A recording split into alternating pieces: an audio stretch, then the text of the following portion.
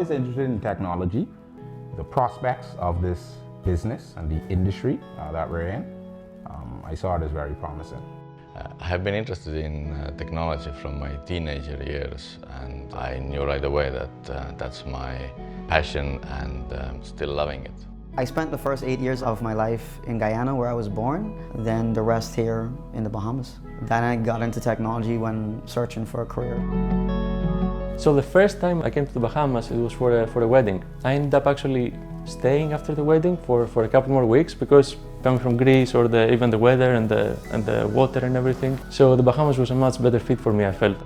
It's kind of funny. I grew up on an island, which is interesting because here I am on an island now. If you look at the population base between Canada and the Caribbean, the population of the Caribbean is around 44 million people, while Canada is around 38 million. Everybody thinks of Canada as one country, but it's a country made up of provinces. So it has a lot of the same problems as the Caribbean. So each province has its own culture, its own history, its own sort of background and vibe for each province. In the Caribbean, the islands, each country has its own. So there's a lot of problems with diversified populations. So populations spread out all over the place. Coming from Estonia, where as a small country, I saw the rapid growth in IT there, and I saw that the same can be applied in the Bahamas. Canadian GDP in 2020 was 1.7 trillion. The entire CARICOM GDP was only 82 billion. So that means there's massive upside in the Caribbean.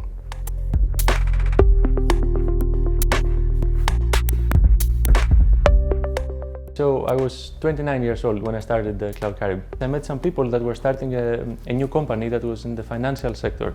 And I just offered to help them to find suppliers for different software and hardware solutions to help them build their own environment for IT. And during that process, I realized that there was really nobody focusing on this kind of advanced technologies. And that's when I realized that there could be a big opportunity just to focus on something like that only for this region. That's really the potential I saw. When I first met Stelios, the energy that he had and the belief that he had for this industry and for Cloud Carib, it was very infectious. I saw the vision that he saw, and I still see the vision that he sees. One day we will work together in the Bahamas. It didn't seem believable to live in a small island in the middle of the ocean, but here I am. Best decision ever. When you really want to accomplish something that has not been done before, I think the most important thing is to not have a backup plan. If you're doing something just to try something, but you also have another plan at the same time, you're not really fully into it, you're not 100%. To be honest, I think people don't really think about Cloud Carib, which is good because that's not what we're trying to achieve. We're a business-to-business, business-to-government kind of organizations. We're kind of behind the scenes. So for us, when nobody notices things aren't down, that's a good thing. It means that we're doing our job. I would say the focus for Cloud Carib in the past couple of years has been digital transformation for governments, for the public sector. A lot of the nation states in the Caribbean, they might not be able to have this level of resiliency by themselves without local regional providers like Cloud Carib. So they would have to rely to the big US or European providers, which might be in conflict with the interests of its nation state to be sovereign and to be fully self-reliant.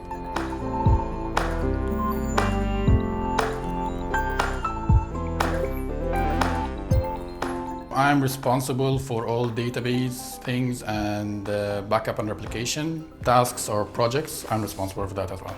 So I must make sure that the databases are up and running almost 100%. And if there is a downtime, it must be as scheduled as possible. This is something that has been put to the test, especially with Hurricane Dorian, which was the worst in the recent history for the Bahamas. And we begin with the relentless threat from Hurricane Dorian, rapidly strengthening over the past 24 hours to a monster Category 5 storm. One of our customers, the government of the Bahamas, we've been able to help them maintain 100% uptime. We didn't have any unplanned outage for that, even though we had to do a temporary controlled shutdown. What I mean by a controlled shutdown, so services for governments or our clients are typically mission critical, so we never provide that service from one data center. Everything is designed to have standards for redundancy and for uptime. So even if one of the facilities that we operate is impacted, the rest of the facilities will be able to carry over the load for all of the applications that are designed as what we call active-active, highly available applications. So it's called load balancing. So when the controlled shutdown occurred in Freeport, there was no impact to service because there was still a Nassau facility that was operational. So that's how we achieved 100% uptime during the Category 5 storm.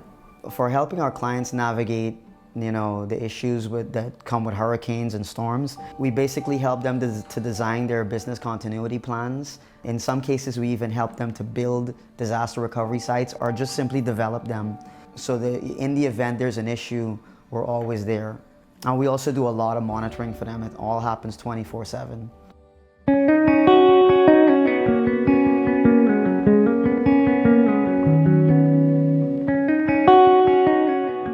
Back in the beginning of Cloud Carib, it was just Stelios and I, and the term Swiss Army knife comes to mind because the two of us, we were just doing everything. In the beginning, in any new company, you have to do everything. You have to pick up the phone, talk to customers. That was when cloud was, just starting to be talked about, and I might be aging myself, but when I was in high school, we were using DOS.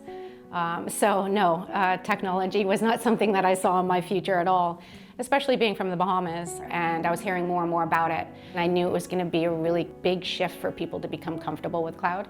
So that would be the only reason why I had any doubt. I had no doubt in Stelios at all. I met Alana when I came for the wedding, and she immediately came across as somebody who was very smart and open-minded and was interested in new things. After I left, I was thinking who would be interested in partnering up in launching something that is such a new idea. It's not a traditional business, because it's not something that a lot of Caribbean countries have, this kind of companies. And I said, hey, I have this crazy idea. You were the first person that I thought about, so what do you think?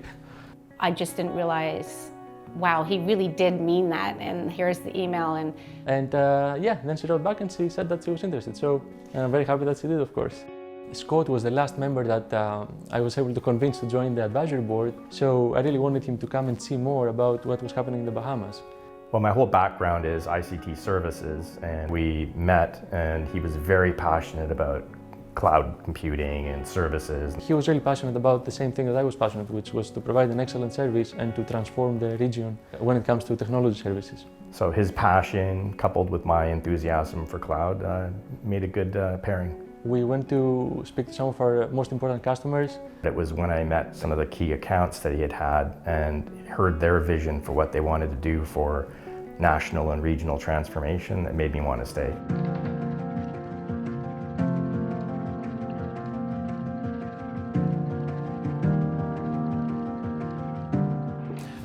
I was fourth person in the office. Now we have floors full of people, so the growth has been enormous, but it's so nice to see all those tech-savvy people around me who are all dedicated to their hard work. It's a really well-known stat that most companies fail in the first couple of years, so the odds are really against you when you start any new company. So the main difference now is that we have a beautiful team of all of these people that are world experts, and they're all coming together to help us serve our clients. We have employees all over the world. Being able to have multinational people is just really, really neat. Again, we went from just the two of us to over 100 employees worldwide, and the company wouldn't have been able to do it without the team.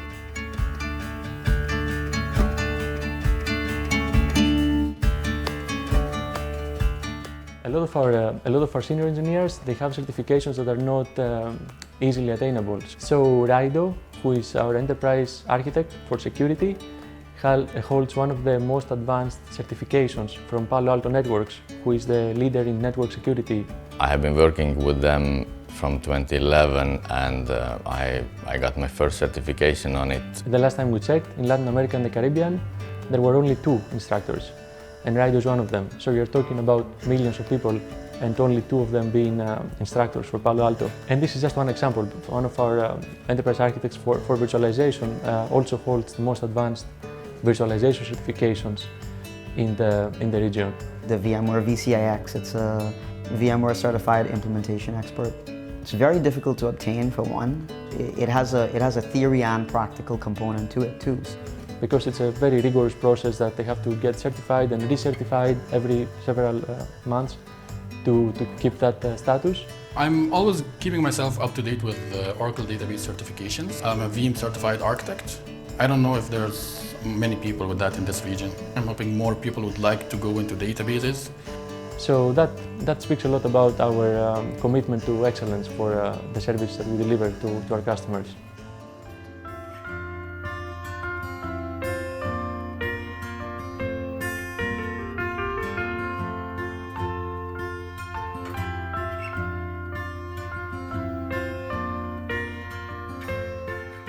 When I think about our 10-year history, the first one would be the Change Agent Award that we received, because it really spoke about exactly what we were trying to accomplish, which was to become the thought leader and a change agent for the region in the adoption of technology services. To stand out from a little nation as the Bahamas amongst those giant nations around the world. We do have talented persons within this region that can design very complex IT solutions. One of our major clients, we assisted them with setting up numerous call centers. And one of the call centers that was very instrumental during the pandemic period was a call center utilized by the Ministry of Health. I think one of the things that I've learned from traveling globally is that it's very important to give back to the community in which you're residing. So every business that I've ever done, I've always tried to make sure that you're hiring local, but you're marrying that with the global best talent, and then that's where you actually get good collaboration. In order to make this successful, we had to combine global expertise with local talent and bring them together, and I believe that has really worked beautifully for us. We have people from Estonia, from Egypt, from Canada, from the US, and of course a lot of people from all over the Caribbean, and I think it's really part of our success recipe is that beautiful diversity that we have. I would love just to tell everybody thank you for being here and helping Cloud Carib become what it has. I have an enormous amount of gratitude for all of the people that have trusted us to work together and delivering excellent service to our customers. We wouldn't be doing it if it wasn't for every member of the team on a day-to-day basis. So all I can say is that I'm proud of the entire team at Cloud Carib. I see nothing but growth and promise for us. It's just amazing to see how we started with just a small team of 3, 4, 5 people, and then every couple of months it just grows, and now it's I think 100+ employees, and all over the world. I'm just looking forward to see what comes in the future.